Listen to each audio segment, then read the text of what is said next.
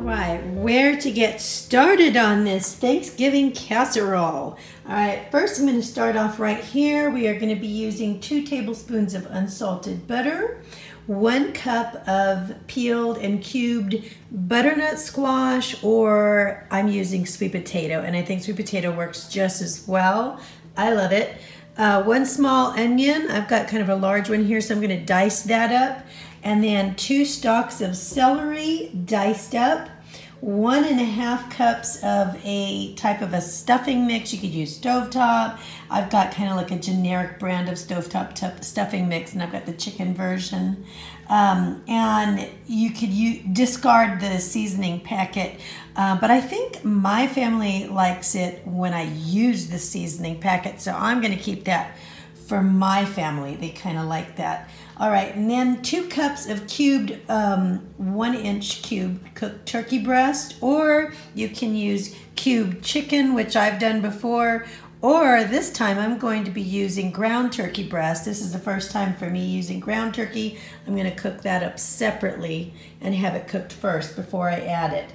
I have 1 can of a 10.5 ounce can of Campbell's Healthy Request condensed cream of mushroom soup, and also a 10.5 ounce can of Campbell's Healthy Request cream of celery soup.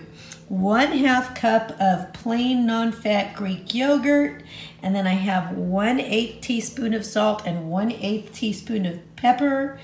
I also have 1 8.8 ounce pouch of Uncle Ben's brown and wild rice medley. I bought all of this stuff. I bought double of last time I went shopping, so I already had this in my cupboards, and I had the turkey in my freezer, so all of this stuff keeps very well. I'm also going to be using 1/4 cup of chopped pecans and 2 tablespoons of, if you have the reduced sugar craisins, the dried cranberries, that's great. I didn't have the reduced sugar, so I think what I might do is just take maybe, I don't know, I could take like 1 tablespoon and then just chop it up real fine so that it's more evenly dispersed and I get twice as much and not as much calories. All right, so that's the ingredients. Let's get started. We are gonna preheat this oven to 350. Don't forget to totally grease a 11 by 7-inch pan. This is a baking pan. So while I'm browning the turkey meat over here, and I used some Pam spray to put in the pan, and of course that's 99% fat-free turkey. I am preparing the stuffing mix. Now, according to the recipe, they only want you to use 1 of the tablespoons of butter in the 1.5 cups of water.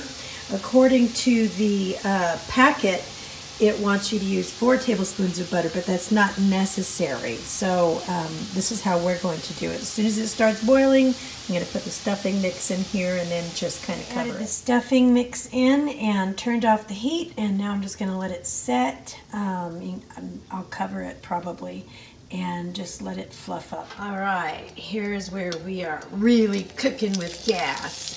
Finally, and we are cooking with gas. Isn't that funny? So I'm going to put my butter in, and then I'm going to also add in my onions and my celery, both of which are diced. Now normally I would be cooking my butternut squash here. If you use butternut squash, you're going to cook it until it gets nice and tender. But I'm using sweet potato, and my sweet potato is already cooked, so I am going to, I've baked them ahead of time, so I'm going to add that in after these get nice and tender. Starts the fun part of adding all the wonderful ingredients. Now that my sweet potatoes are warm, I'm going to add in my turkey, and that's a lot of turkey. All right, I've spared you the struggle of me getting the soups out of the can, so I've added my cream of mushroom, cream of celery, and my yogurt, and I'm also going to add in the salt and the pepper.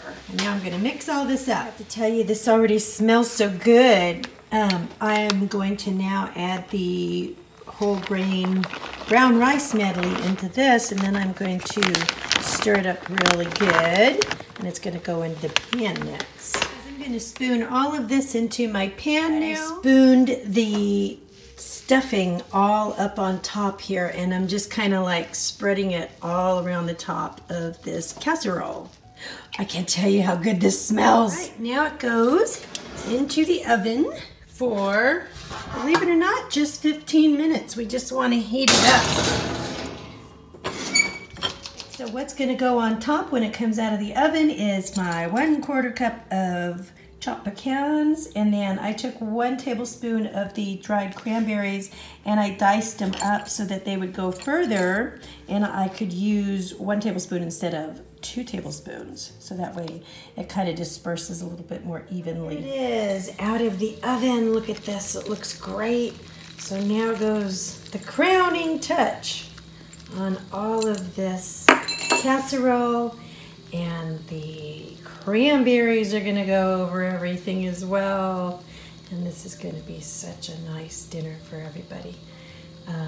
I can't tell you how much this just tastes so good. I wish I had made some low point like pumpkin muffins to go with this. This would have been really nice. And you know, another thing that would go really well with this is I've made a green bean side, my 0 point green beans, fat-free cheese, and salsa. But something else that would go really well with this is the Hungry Girl scoopable apple pie. If you make it with cranberries, that would be even better. All right, guys, I hope you really enjoy this recipe. I love you. See you later.